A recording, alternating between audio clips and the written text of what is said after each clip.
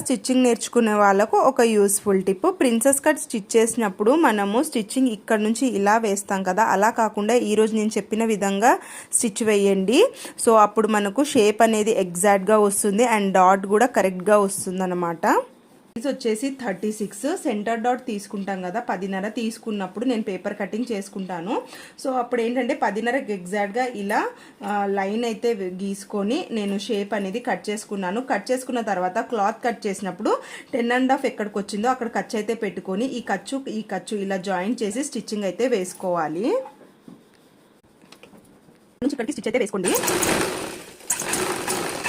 మళ్ళీ రివర్స్లో వేయండి ఇలాగా.